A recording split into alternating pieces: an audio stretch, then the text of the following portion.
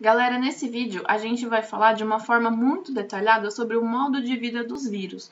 E para isso, para que tudo faça sentido, a gente tem que relembrar algumas das características gerais. A principal característica é que os vírus são acelulares, eles não são formados por células. Quando a gente pensa em vírus, a gente tem que saber isso. Vírus não é formado por célula. E já que ele não é formado por célula, eles não têm organelas, eles não têm citoplasma, eles não têm nutrientes, eles então não vão conseguir ter um metabolismo próprio. Eles não vão conseguir fazer algumas funções biológicas, certo? Eles não vão respirar, eles não vão se reproduzir, eles não vão se alimentar sozinhos.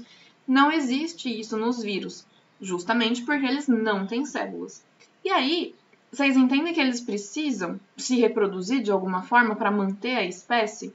Lembra? O vírus, ele tem um capsídeo, certo? Que é aquela estrutura bem dura formada ali por proteínas, que protege uma coisa muito importante, que é o material genético.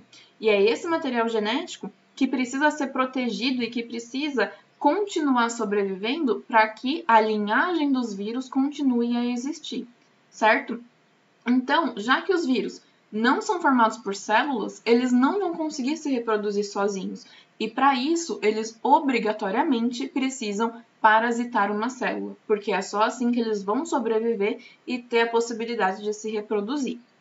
Quando eles parasitam essa célula, eles podem se tornar agentes infecciosos, ou seja, eles podem causar doenças que, quando a gente está falando de vírus, a gente chama de viroses. E os vírus também podem sofrer mutações, e a gente já vai entender quando a gente estiver falando sobre o modo de vida e vendo todo o passo a passo da reprodução dos vírus, tá bom? De uma forma geral, a gente tem que lembrar desses 5 passos aqui do modo de vida de um vírus.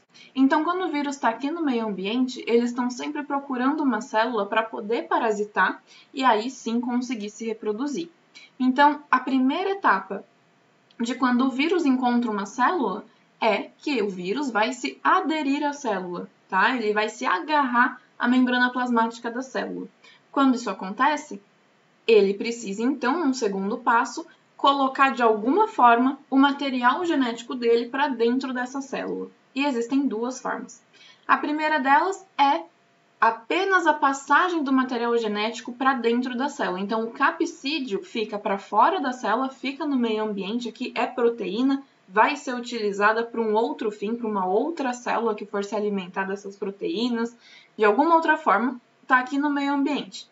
O material genético vai ser injetado para dentro da célula. Então, esse processo de penetração chama injeção. E existe um outro processo que pode ser que todo o vírus, o núcleo capsídeo, então capsídeo mais material genético, entre para dentro dessa célula, que é o que está sendo mostrado aqui nesse desenho. Todo o vírus entrou aqui dentro da célula. Então, a gente tem esses 2 modos, a gente já vai discutir eles. Logo depois, quando todo o material genético, de alguma forma, está aqui dentro dessa célula, o vírus vai poder sintetizar as suas partes, tá? Então, se o vírus tinha uma cauda, um capsídeo, algumas perninhas ali, ele vai começar a se montar, reproduzir, tá bom? Essas peças.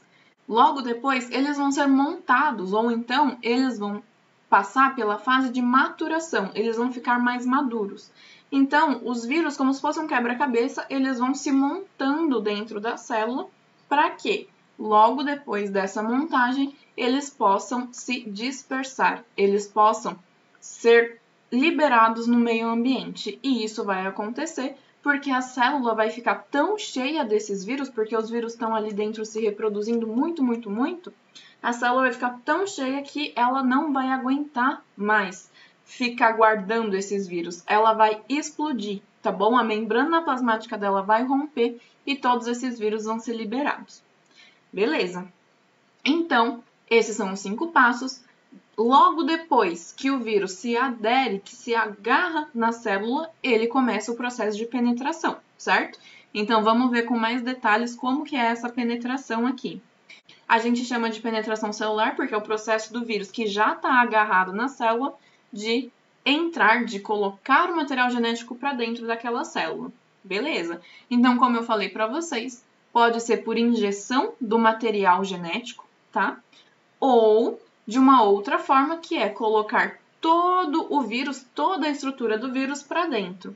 E existem dois tipos de penetração celular desta forma, que é a fusão com a membrana.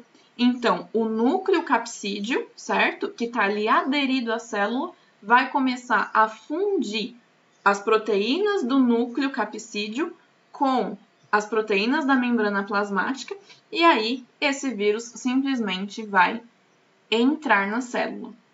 Ou existe o processo de endocitose, no qual a célula vai reconhecer esse vírus e, por terem proteínas muito próximas, ela vai abraçar, ela vai englobar esse vírus e colocar para dentro dela. Então, a membrana plasmática vai se modificar, englobar esse vírus e colocar para dentro, que é o que está sendo mostrado aqui, tá bom? Então, são essas duas formas principais, e aí a segunda forma, então, ela se divide em dois tipos. Beleza, depois que o material genético está dentro da célula, que é o que importa, o vírus, então, pode começar a se reproduzir. E a reprodução do vírus pode ser dividida em duas fases, que a gente chama de ciclo lítico ou ciclo lisogênico. Quando eu falei para vocês lá, de uma forma bem geral, sobre o modo de vida, eu comentei que esses vírus eles vão se reproduzindo, vão sendo montados, vão ficando cada vez mais maduros, e aí a célula vai explodir e dispersar esses vírus, correto? Isso daí caracteriza, então, o ciclo lítico. Vamos entender mais de perto.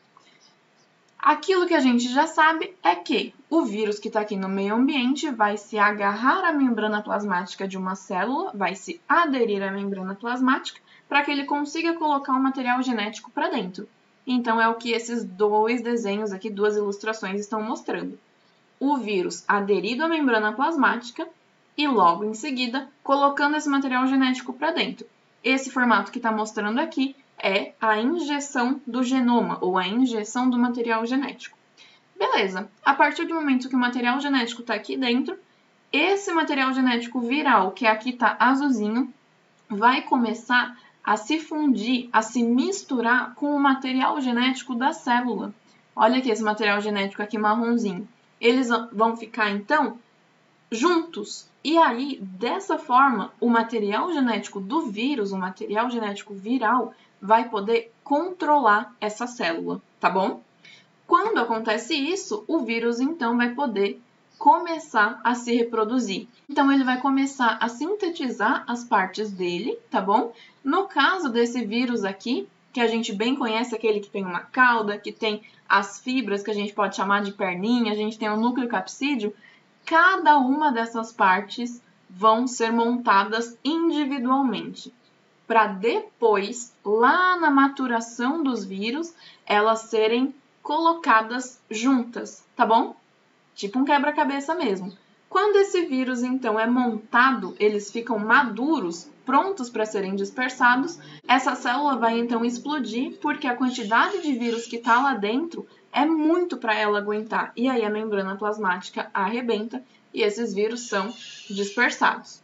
Perfeito.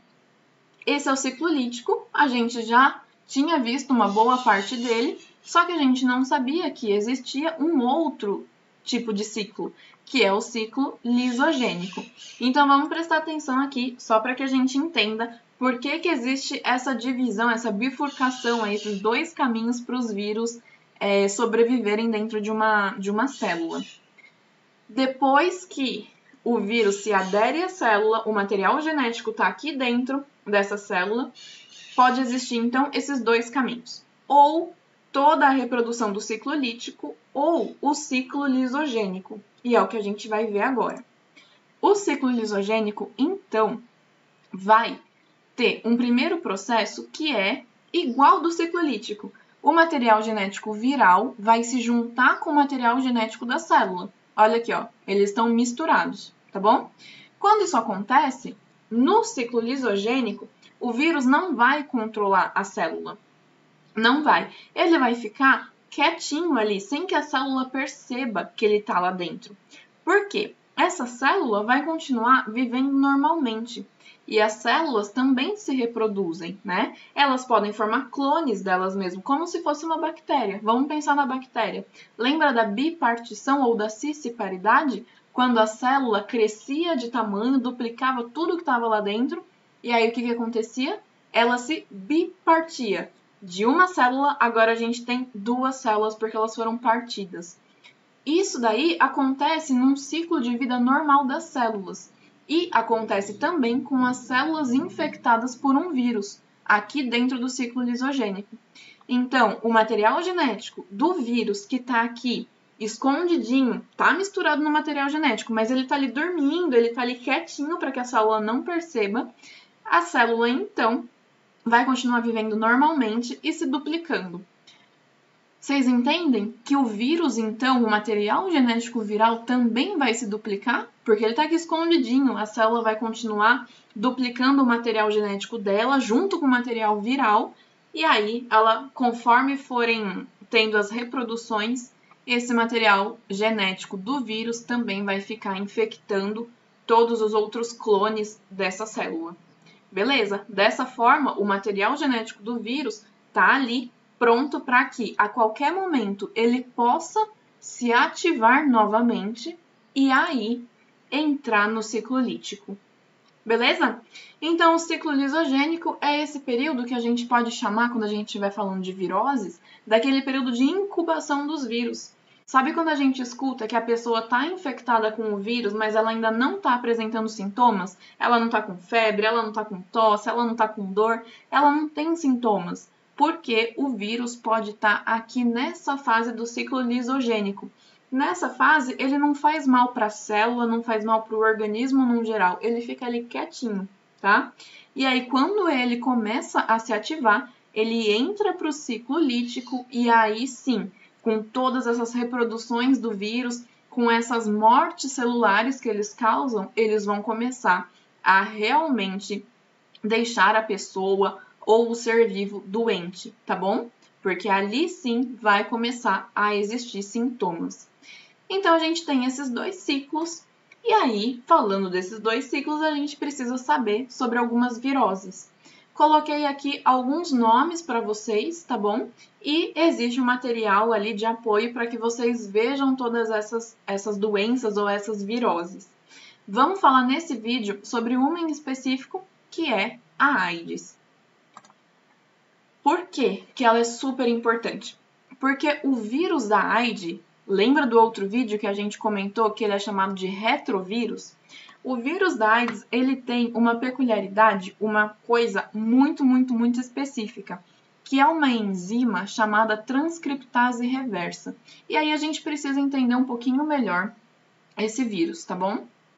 O vírus, então, chamado de retrovírus, ele também pode ser conhecido como ribovírus, porque o material genético dele é um RNA. E ele pode ser chamado de retrovírus por causa da enzima transcriptase reversa, tá bom? Então, é essa enzima que dá o nome ao vírus da AIDS, que é o HIV. Então, são vários nomes para um mesmo vírus, por isso que a gente precisa prestar bastante atenção aqui nesse ciclo de vida do vírus da AIDS. Vamos lá. Qual que é a importância dessa enzima transcriptase reversa? Quando eu estava falando para vocês no vídeo anterior sobre a diferença de DNA e RNA, eu falei de um modo muito simplificado que o DNA é aquele material que tem as informações genéticas. O RNA é responsável por ler essas informações genéticas, certo? Então, vocês concordam que o organismo precisa de DNA? Porque se só tiver RNA, esse RNA vai ler o quê? Entendeu? A enzima transcriptase reversa, ela é muito importante porque ela vai ser responsável de modificar esse RNA e transcrever transcriptase reversa. Essa enzima vai reverter o RNA em DNA. Fez sentido? É o que está sendo mostrado aqui. Tudo isso vai acontecer quando o vírus já estiver dentro da célula, tá bom? Então, aqui a gente está mostrando, aqui são as etapas do vírus se aderindo à célula, tá bom? e aí ele vai penetrar. Ele faz o tipo de penetração do modo fusão, certo? Então, ele vai se fundir com a membrana plasmática. Beleza, então todo vírus, todo HIV vai para dentro da célula. Se todo vírus vai para dentro da célula, a enzima transcriptase reversa também vai para dentro da célula. E aí ela é ativada e começa a ler esse RNA para fazer com que ele se transforme em DNA. Dessa forma, sendo DNA novamente, esse DNA viral vai poder se misturar com o DNA da célula. E aí o vírus vai entrar em todos aqueles ciclos, lisogênico e lítico, beleza? Então, isso daqui é um ponto principal para vocês entenderem sobre AIDS, sobre como o vírus HIV funciona, tá bom? E por que ele também pode ser chamado de retrovírus? Por conta da enzima transcriptase reversa. Beleza? Bom, sabendo de tudo isso, a gente precisa, então, só fazer aquela discussão final de vírus são seres vivos ou não? Então, lembra que eu falei? Pela teoria celular, eles não são seres vivos, porque eles são acelulares, eles não possuem células. Mas olha tudo isso que a gente estudou. O vírus consegue reconhecer uma célula, ele consegue se reproduzir dentro dessa célula, ele pode também sofrer mutações, porque no momento que ele está se fundindo, ele está junto, o material genético do vírus está junto com o material genético da célula, ali podem acontecer várias modificações. E aí o material genético do vírus pode se modificar. Então, ele pode sofrer várias mutações. Por isso, existem alguns pesquisadores dentro da biologia que vão falar, sim, que eles são seres vivos. Eles são seres vivos que dependem de interações com outras células, com outros seres vivos. Mas isso não é motivo para que eles não sejam considerados seres vivos. Então, essa é uma vertente. E aí tem a outra, que é a da teoria celular, que se eles não têm célula, eles não podem ser chamados de seres vivos. Eles podem ser chamados de partículas infecciosas, mas não de seres vivos. E aí a gente ainda não tem um posicionamento para saber se vírus são seres vivos ou não ainda, tá bom? Então é muito legal vocês terem sempre esses argumentos na cabeça, para que vocês saibam discutir se vírus são seres vivos ou não. Era isso, gente. Bom descanso para vocês e qualquer dúvida chama.